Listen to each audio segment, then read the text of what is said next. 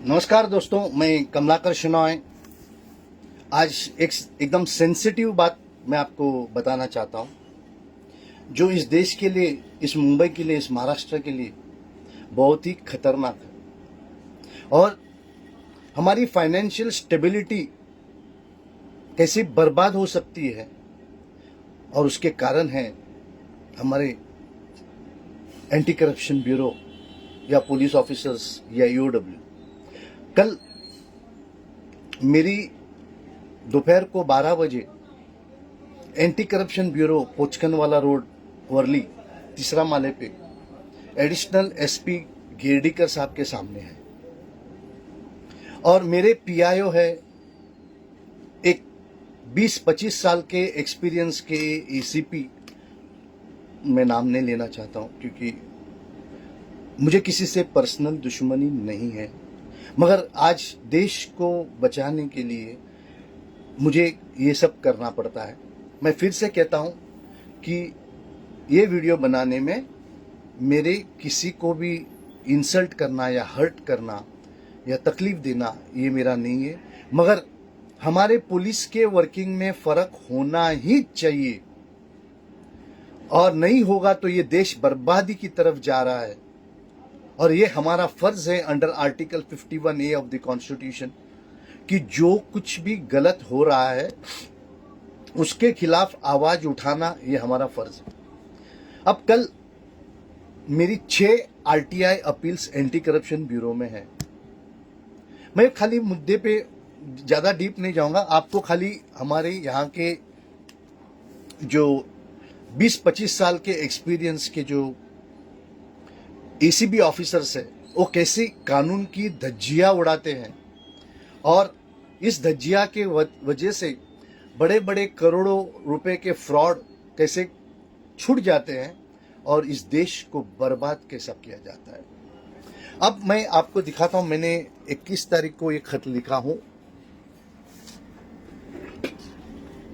मैंने 21 तारीख को, ये देखिए, anti corruption ignorance of RTI and incompetency of police officers of the rank of PIO, ACP and FAA with about 30 years experience and senior IPS officers who do not understand simple provisions of RTI Act, namely 71781/1905। ये सबसे बढ़िया article है, sections है, जो ये हमारे DCP level के लोग हो या पुलिस ऑफिसर्स हो, सीनियर और पुलिस ऑफिसर्स हो, इसको धोखा देते हैं। यहां तक कि स्टेट इंफॉर्मेशन कमिश्नर भी ये गलत काम करते हैं।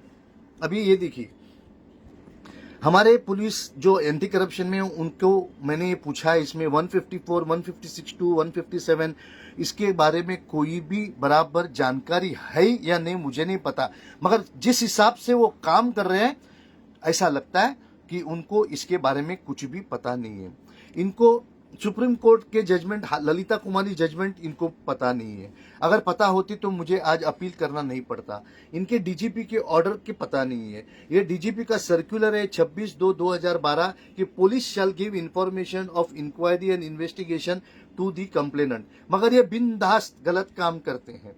फिर आरटीआई सेक्शन जो है 2F, 2J, 43, इसके बारे में तो मेरे ख्याल से अभी मैं कल आप लोग आएंगे एंटी करप्शन ब्यूरो में तो आपको पता चलेगा कि हम किस हिसाब से काम कर रहे हैं और हमें क्या करना चाहिए। दूसरी बात मैं आपको ये बताना चाहता हूं,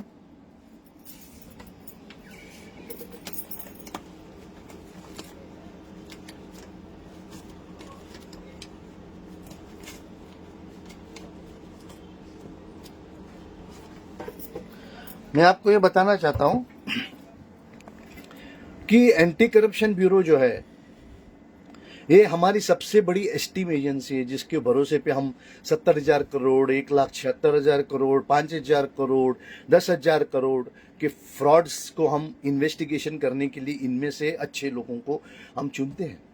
मगर फैक्चुअल्स क्या है, इन लोग की शपथ होती है, ये देखिए, ये शपथ होती है, शपथेचे उल्लंघन। महाराष्ट्र पोलीस सज्जनांचे रक्षण करण्यास व दुर्जनांचे नियंत्रण ठेवून त्यांचा नयनाट करण्यास कटिबद्ध आहे। ये हमारे पुलिस ऑफिसर्स कसम खाते हैं। क्या कहते हैं, वापस पढ़िए।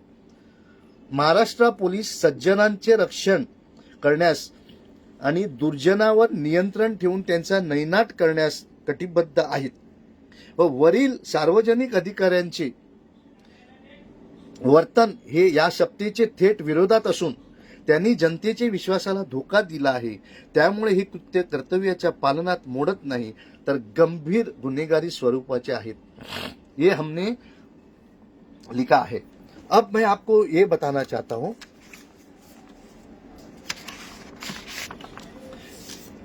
कि हमारे जो ये बड़े बड़े ऑफिसर्स हैं, इनको बेचारों को रूल्स क्या है, सर्कुलर क्या है, लॉ क्या है, इसमें डिफरेंस क्या है, इसकी समझ में नहीं है. लॉ ये फाइनल होता है, उसके ऊपर कुछ भी नहीं होता है. मगर हमारे जो, अभी एक नमूना दिखाता हूं मैं आपको, ये एंटी करप्शन के ऑफिसर का एक नमूना देखो. मैंने उनको पूछा है कि movement should include the date wise entries, name of the designation of the officer handling the file, action taken at each stage and time spent on each desk. अभी ये ऑफिसर हमको क्या जवाब देता है की 2च मधील माहितीचं संकेत अर्थ दिले असून त्या स्वरूपात माहिती उपलब्ध आहे, त्या स्वरूपाची माहिती. अभी ये जो सीनियर 25 साल का ऑफिसर है, उसको इतना बेसिक नॉलेज नहीं है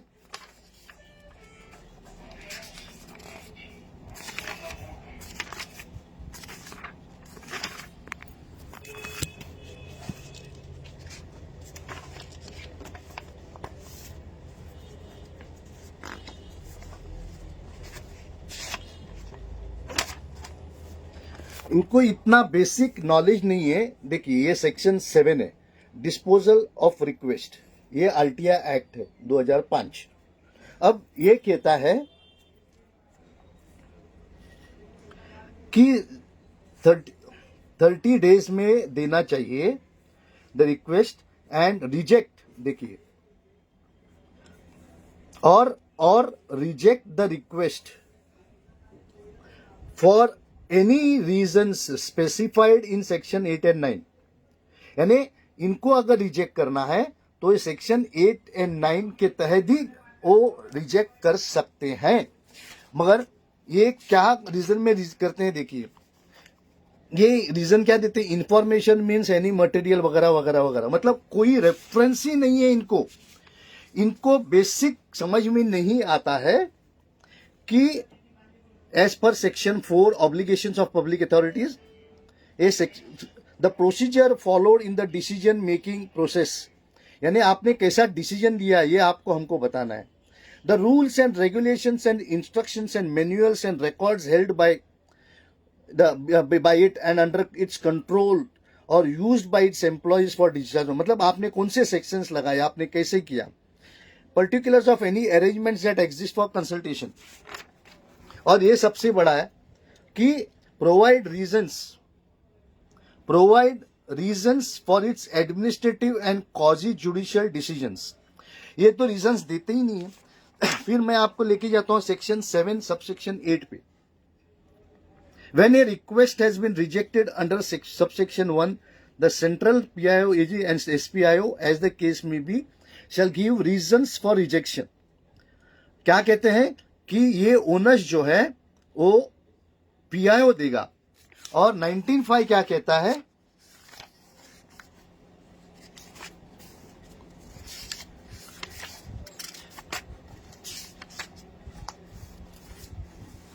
ये है 19(5).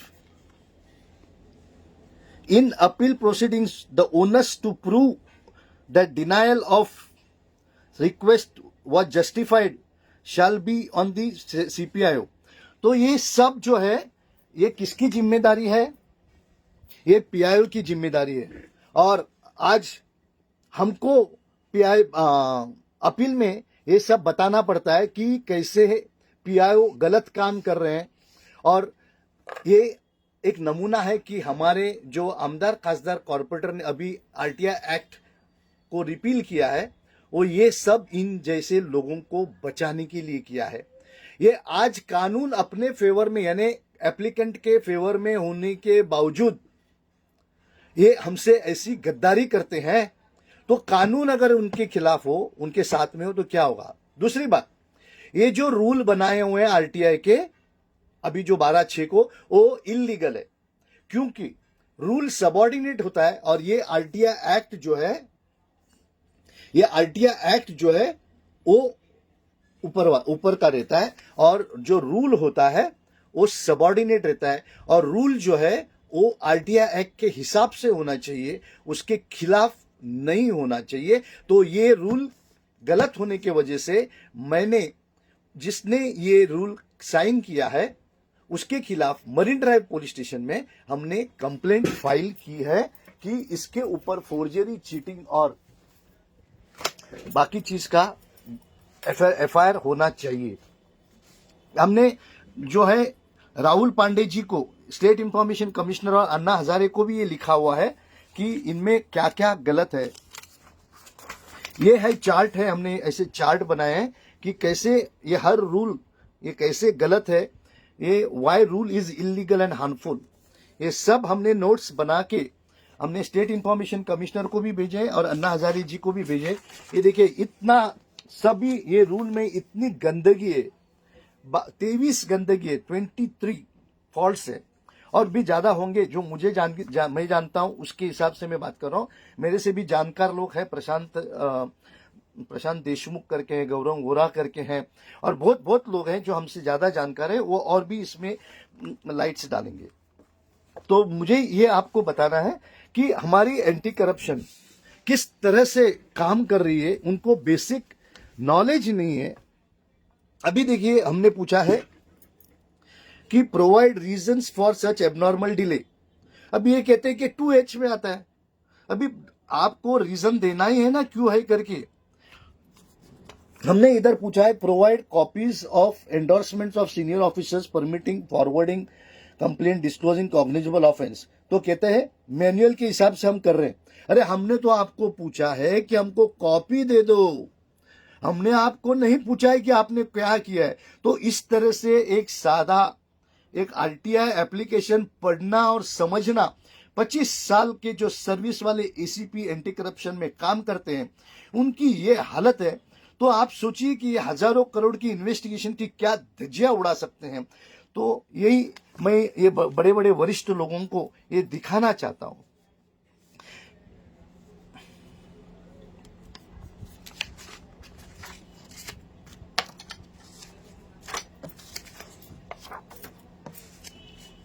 अभी ये देखिए, all file notings duly signed with names and designations of the officers ना। तो कहते हैं all records documents file notings relied upon for sending the request letter dated so and सो।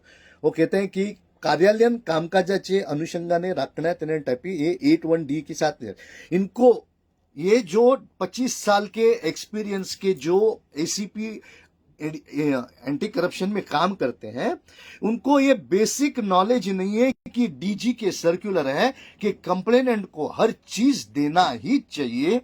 इनको ये बेसिक समझ नहीं है कि फाइल नोटिंग ये पब्लिक डॉक्यूमेंट है, ये उनके घर की डॉक्यूमेंट नहीं है, ये हम उसको पर्सनल कुछ नहीं पूछ रहे हैं। इस हिसाब से अगर हमारे एंटी करप्शन ब्यूरो के काम करने वाले लोग हैं, तो ये देश की हालत बहुत ही खराब है। और ये देश को बचाने के हिसाब से, और कल की हियरिंग में मैं पूरी तरह से एक्सप्लेन करूंगा, मैं उसका वीडियो रिकॉर्डिंग करने वाला हूं। इसीलिए हमने पूरे ईमेल भेजे हैं पूरे डिपार्टमेंट्स को, और उसमें हमने पूरे साइटेशंस भी लगाए हुए हैं। ये देखिए कि हमने सब साइटेशंस भी लगाए हुए हैं कि हम क्या क्या करने वाले हैं। कि हियरिंग जो है ओपन हॉल में होगा, वो दरवाजा बंद में नहीं होगा। Video recording is not an offence, video recording ये एविडेंस है। और RTI file noting can not be denied, Delhi high court का है judgment. Rules and GR can not overrule the main act, ये मैंने अभी आपको मैं दिखाता हूं बाद में क्या है। फिर ललिता कुमारी की जजमेंट है, ये ललिता कुमारी की जजमेंट के 111 पैराग्राफ है, और उसमें ये लिखा है कि since general diary station diary is the record of all information received in police station, we direct all information relating to the cognizable offence whether resulting in register of FIR और leading to inquiry. इसके documents किधर है? ये कोई maintain ही नहीं करते। ये पूछा तो बोलते नहीं। तो इस तरह से सर आप लोग अपने आप को अगर नहीं बचा पाओगे, आप ऐसे नहीं लड़ पाओगे, तो ये देश खड्डे में जा रहा है। अब ये आरटीआई का एप्लीकेशन मेरा 6/5 का है। मुझे 6 तक आना चाहिए था। ये 19/6 को डिपॉजिट किया और ये मुझे कल मिला है 23/6 को। 23/6 को मुझे कल मिला है। अब मैंने इधर देखिए क्या पूछा है। Copy of original letter along with directions given by DG ACP and additional CP Mumbai unit.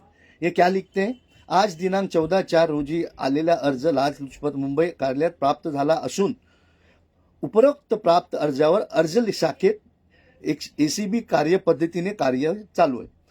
अभी 2 महीने के बाद यानी 4 यानी 2.5 महीने के बाद ये कहते हैं कि ये जो लेटर है वो अभी भी डिस्पैच में ही है, यानी इसके आगे कुछ भी हुआ नहीं है, जबकि डीजी का सर्कुलर है कि 48 आवर्स में होना चाहिए। फिर हमने पूछा है डेट वाइज मूवमेंट, तो डेट वाइज मूवमेंट भी वो नहीं बता रहे, बोलते एक ही जगह पर। तो ऐसे काम करने वाले file noting and date of the complaint बोलता है अभी भी 6 महीने 2.5 महीने से उधर है। अब ये पूछिए, देखिए मैंने क्या पूछा है। Checklist of each of them whether offence of IPC is disclose, copy attach. ये देखिए, ये कॉपी है चेकलिस्ट का। इनके कानूनी तौर से ये चेकलिस्ट है कि इसमें आईपीसी का गुन्हा होता है क्या, वेदर द इंफॉर्मेशन अवेलेबल।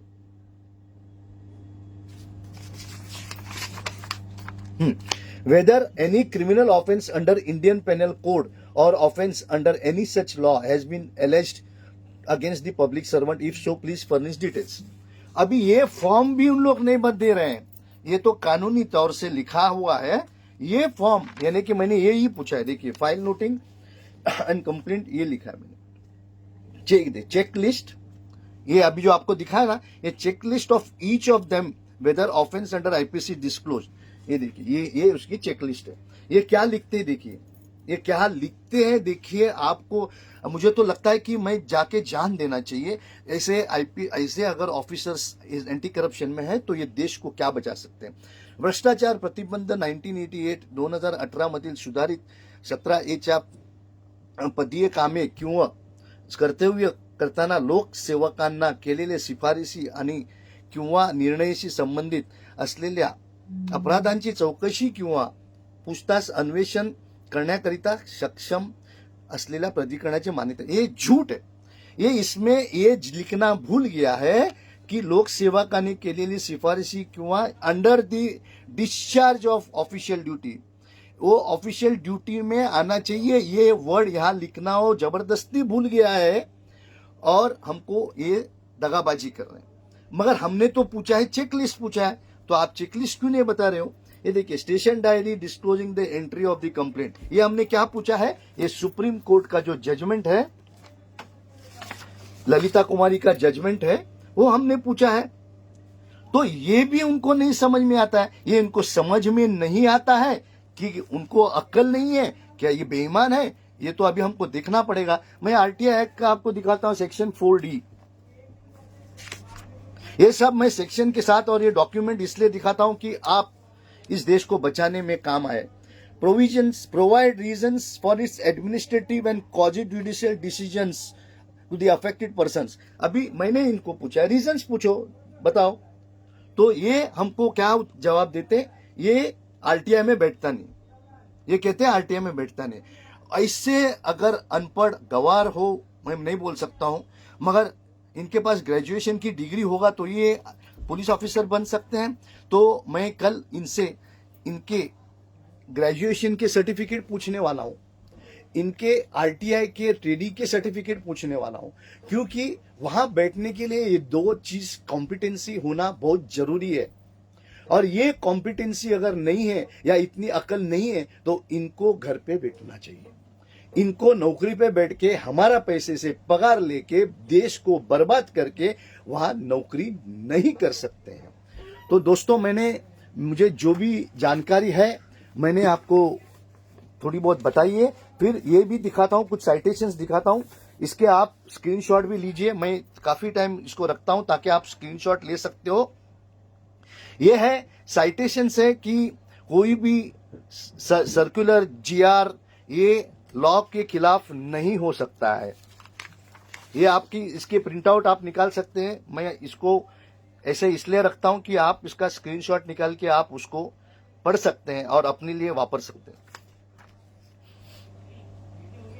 ये सब कानून की धज्जियां उड़ा रहे हैं पूरे। ये देखिए अभी इसमें देखिए ये summary of the table of occurrence क्या लिखते हैं कि subordinate legislation must conform to the parent statute in all conditions. मतलब आज का जो 12/6 का जो आरटीआई का रूल्स है वो स्टैट्यूट यानी इसको स्टैट्यूट बोलते हैं आरटीआई को, ये स्टैट्यूट के खिलाफ नहीं जा सकता और इसमें हर जो अमेंडमेंट है वो इसके खिलाफ है, ये देश के खिलाफ है। और ये पटनी साहब जो है जिसने साइन किया है, मुझे उनसे कोई पर्सनल दुश्मनी नहीं, ना ही मैं उनको जानता हूं, मगर इनके खिलाफ हमने मरीन ड्राइव पुलिस स्टेशन में कंप्लेंट फाइल किया है और हमने आपको दिखाया कि हमने कंप्लेंट फाइल किया है। Delegate can not widen the constrict of act, यानी आप सर्कुलर निकाल के एक्ट के खिलाफ नहीं जा सकते। ये देखिए rules can not take away rights vested under the act. अभी ये जो 12/6 का जो आरटीआई का रूल है वो पूरा आरटीआई को बर्बाद किया। मुझे गला खराब है, माफ कीजिए, इसलिए मैं आज अन्ना जी को मिलने नहीं जा पाया क्योंकि उन्होंने हमको बुलाया था कि आज मीटिंग के लिए आ जाओ, मगर मेरी तबीयत खराब थी और मैं नहीं जा पाया। Circular contrary to law can not bind the court. Circulars can not override और detract the act. Executive instructions यानी कि हमारे आईएएस आईपीएस लोग जो आदेश देते हैं वो कानून के खिलाफ नहीं हो सकता है। तो सर मैं अपनी कोशिश कर रहा हूं कि आप सभी लोगों को अवेयरनेस करूं और इस माध्यम से मैं एंटी करप्शन की जो डीजी है, एंटी करप्शन की एडिशनल एसपी है, कमिश्नर ऑफ पुलिस है, हमारे आमदार खासदार कॉर्पोरेटर है जिनको कुछ समझ में नहीं आता मगर फिर भी मैं उनको समझाने की कोशिश कर रहा हूं। अगर मैं इसमें गलत बोल रहा हूं तो प्लीज हमारे आमदार खासदार कॉर्पोरेटर आईएएस आईपीएस आईआरएस आप मुझे बताइए, मुझे सिखाइए। मैं आपके साथ आऊंगा, फेसबुक लाइव वीडियो रिकॉर्डिंग करूंगा और आपसे शिक्षा लूंगा। अगर मैं गलत है तो अपने आप को बदल लूंगा। अगर आप गलत है तो प्लीज कानून के हिसाब से काम कीजिए, इस देश को बचाइए। लोगों रोज मत मरो। मेरा अभी मैं आपको ये, आप लोग रोज मर रहे हैं, आप कुत्ते की मौत मर रहे हो, आप इंसान नहीं है। 140 करोड़ के लोग इंसान नहीं है, ये कुत्ते बिल्ली से भी बदतर है, जो कि हमारे आमदार खासदार कॉर्पोरेटर आईएएस आईपीएस कानून की धज्जियां उड़ाते हैं, कोर्टों के आदेशों की धज्जियां उड़ाते हैं। अब हमारा वक्त है कि हम ऐसे गद्दारों से जो कानून की गद्दारी करते हैं उनके खिलाफ आवाज उठाएं और एक बार मरे 100 बार नहीं। जय हिंद।